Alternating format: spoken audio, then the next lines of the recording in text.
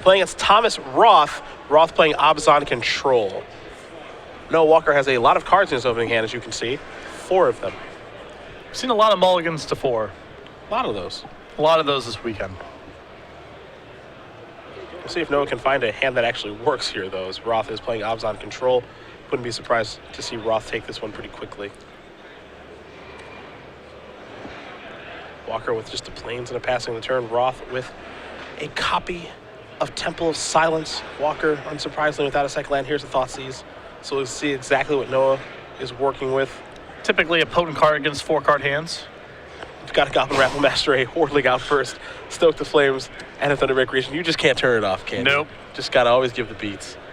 So I'd probably take the Rabble Master out of this hand because it's the thing that's most realistic to cast. Hordling Outburst requires running red sources of mana, and that's really hard to do.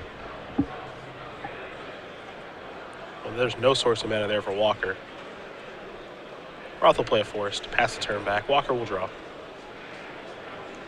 Still no lands here for Noah. This is probably a Siege Rhino. This will probably end the game pretty quickly. Walker will draw. Copy of Soulfire Grandmaster will pass the turn back. Roth will draw. The old mulligan to 4 discard to hand size game. Ever heard of it? There's a passing of the turn. Take a draw. Aha! Temple of Epiphany. Leave that card on top. Pass the turn back.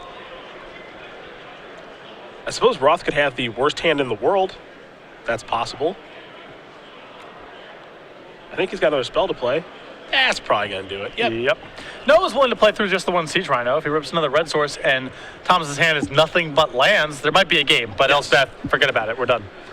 That was simple for Thomas Roth. Not a bad time to have your opponent mulligan to 4. But we're going to take a look at the sideboard here. Noah quickly going to it. What's he got to bring in? 2 copies of Anger of the Gods, 2 copies of Encasing 2 copies of Disdainful Stroke, 2 Negates, 2 copies of Burmaz, 1 Elspeth Sun's Champion, Dragon Lord Ojutai, and Erase, a Glare of Heresy, and a Seismic Rupture. I think the Glare of Heresy will come in here, the Dragon Lord Ojutai, the copy of Elspeth, alongside the counter spells in Disdainful Stroke and Negate. Basically, all of his late game cards should be coming in here. Other side of things here for Thomas Roth. A Dromoka's Command, 2 Surge of Righteousness, 2 Mistcutter Hydra, a card we haven't seen very much of recently, 2 Self-Inflicted Wound, 2 Glare of Heresy, 2 Duress, 2 Anaphens in the Foremost, and 2 copies of Drown in Sorrow. Not a particularly exciting sideboard for this matchup because Noah's got a diverse creature base. It's not really a Drown in Sorrow type of matchup. It's also not really a Glare of Heresy type of matchup as well. I suppose you could see the Dromoka's Command, I think, is reasonable to bring in this kind of matchup. I think he's going to sideboard really late. Maybe the copies of Anafenza as well, just as another big early body, especially if he is going to bring in Dromoka's Command. But I think this is going to be some pretty light sideboarding. Don't expect to see a ton of changes. Glare of Heresy's okay-ish, although he's not even positive exactly what Noah's threat base is. I don't know. I can see Thomas doing not a lot of sideboarding here. Those players will shuffle up here for game number 2 very quickly. Noah Walker will be on the play. We will very quickly talk about Next Level Magic by Patrick Chapin, one of 2 books available by him. Yeah, this is a great book for getting a better understanding of Magic play and philosophy, written by Patrick Chapin, Magic Hall of Famer, Pro Tour champion, 2-time Worlds runner-up. It's available on ebook as always and in paperback for the 2015 edition, which is very exciting because it's been out of print in paper book for well over a year now. Available right now at StarCityGames.com/NLM. Here's another book, of course, Next Level Deck Building. That available on paperbook now as well, but we will talk about that one later. We will focus on the match at hand between Noah Walker and Thomas Roth, and we'll see if Noah can keep more than 4 cards. Would be nice. That's the trick. Against the Thoughtseize, Heroes Downfall, Abzan Charm kind of deck. You saying that might be a good idea? Yep.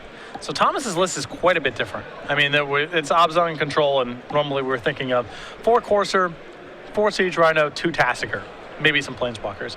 This deck is playing with a lot more creatures. It's playing with Hidden Dragon Slayer, Slumguard's Assassin, Den Protector, Dragon Lord Dromoka, Burmaz, Whisperwood Elemental. So much more creature-oriented. It's definitely a different build than anything we've really seen.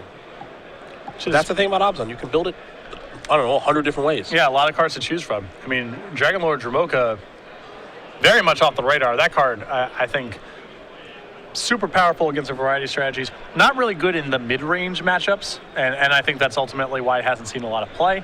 But against pure control decks, all targetable 6-mana threats are not going to be very good, but at least you can't play spells, and this is uncounterable, could be disruptive in certain spots. And against very aggressive decks, Dragon Lord Dromoka is close to unbeatable. Yep. See if Walker can find 7 cards he's happy with. And if Noah kind of overvalues or overplays his negates in this matchup because he assumes that Thomas is just a generic Abzan control deck, could be really bad news because Thomas's list is playing a lot more to the board than most of these builds do. Temple of Epiphany and a Mystic Monastery to start here for Walker. Attention legacy players. There's land number 3. Here's Goblin Rebel Master number 1. Goblin Token going to enter the battlefield, and we'll see an attack here for 1. Roth with 2 Sandsep Citadels. There I am. Giving you a little love. Yep. Here I go. Giving the beatdowns, about to get killed by something probably. Morph Mania. Ooh. Could be anything. Survived for a turn. Very nice. Very rare. Thank you. Lightning Strike going to survive for another turn.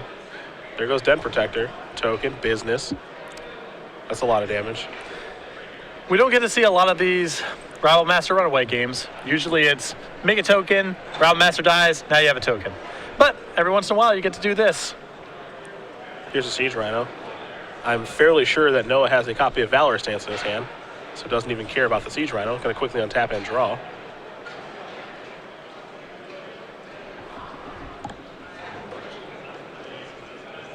Well, he is a little stuck on lands right now. I don't believe he has a 4th land. Yep. But he's still doing just fine. His Valor Stance will get the Rhino out of the way, another Goblin, more beatdowns. Roth at 8.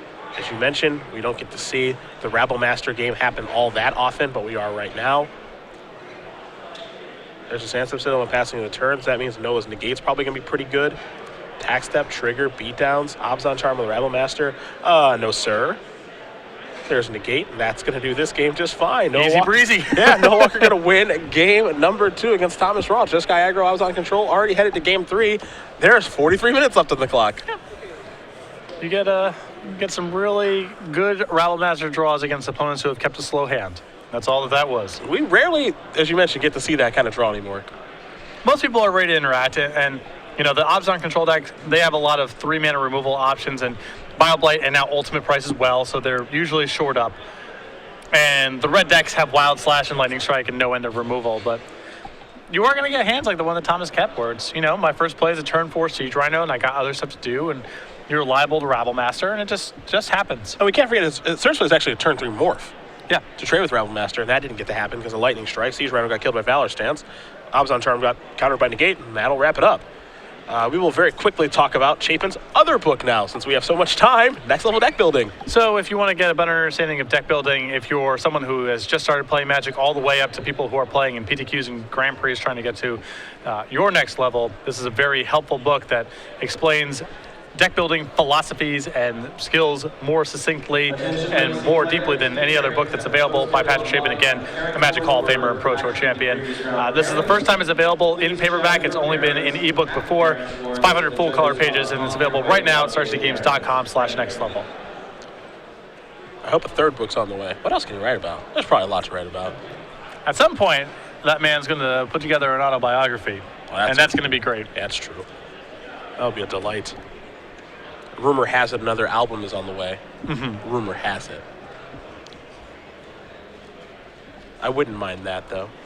First one was a success. As I told him, if he needs a guest on track. Oh, yeah, no, there's a standing invitation. I'm his guy. Can't really rap all that well, but, you know, for him, I'll give it a try.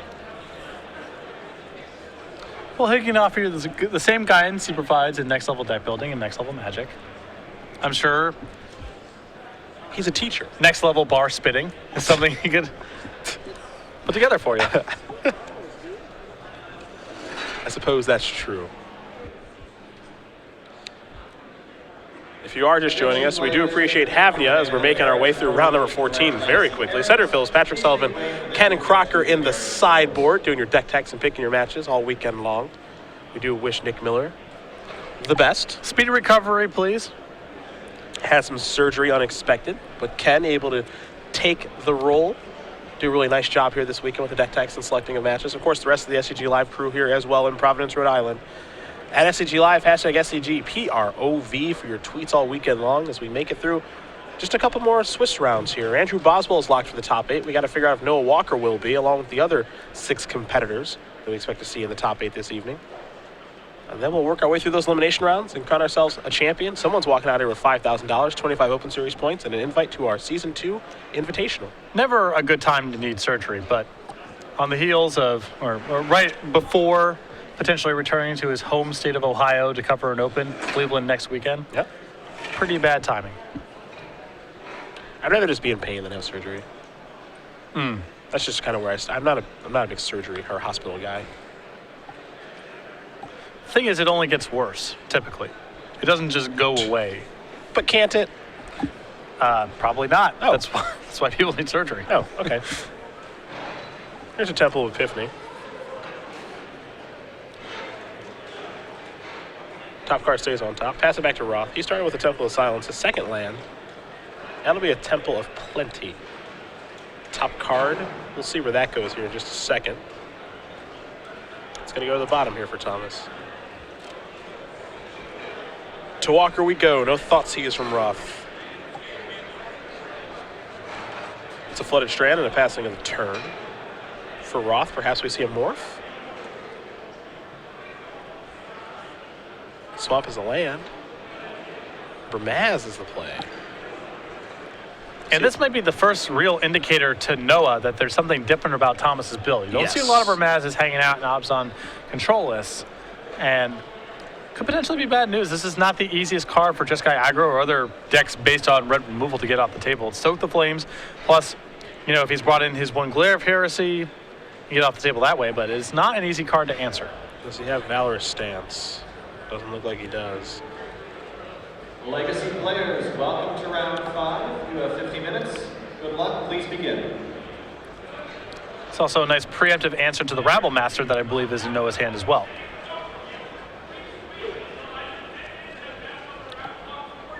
And Noah's hand a little awkward at this point. Looks like he's going to start with Flooded Strand, go down to 18.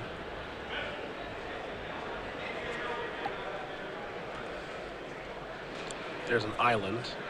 So all 3 colors of mana online for the Jeskai deck.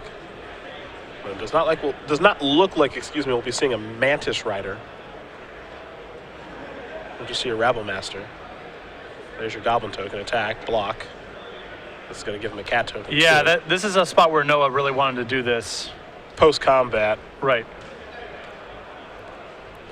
Noah's been very tight on camera so far this weekend, and a lot of people are speaking very highly of it, but yeah, in this situation, I mean, he does get to deal the damage to the cat. Yeah, it's a freebie. But it's still better just to play it at post-combat. Yeah.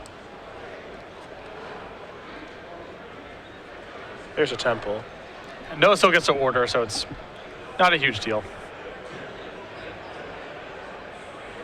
So Rabble Master versus Bramaz.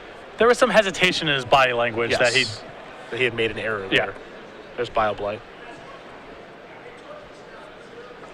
Token attack, 4 damage coming through.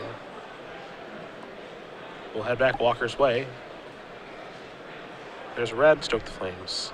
Have to take 1 to cast it, but it's worth it to get Bramaz off the table.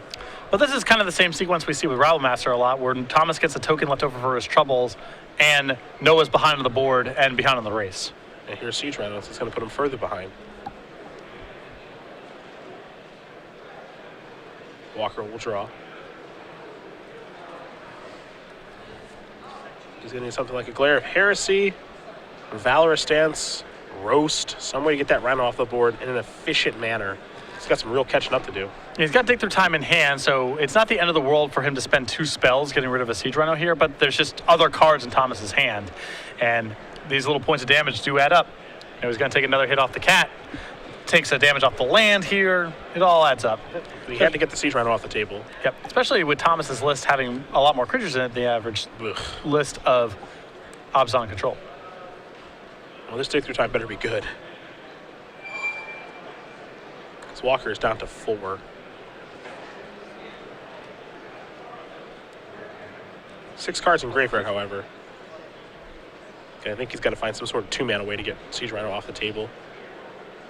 Here is Dig. There goes the whole graveyard. Lightning Strike, a Plains, Shivan Reef, Stoke the Flames, Temple of Epiphany ×2. I didn't see a single white card there. Stormbreath Dragon as well. Yeah, that's going to do it. Thomas Roth is going to win this match here over Noah Walker, 2-1. Abazan Control is going to take care of Jeskai Aggro. Siege Rattle, a very powerful Magic card as these players discuss the game. Still good against Jeskai Aggro. Yep. And it's the most common way that this deck falls is Rhino's too big, swings the damage race too much, gives the Abzone Control deck time to leverage its more expensive spells, and in some games just can't be killed because there aren't that many removal spells in the aggro deck that can touch it.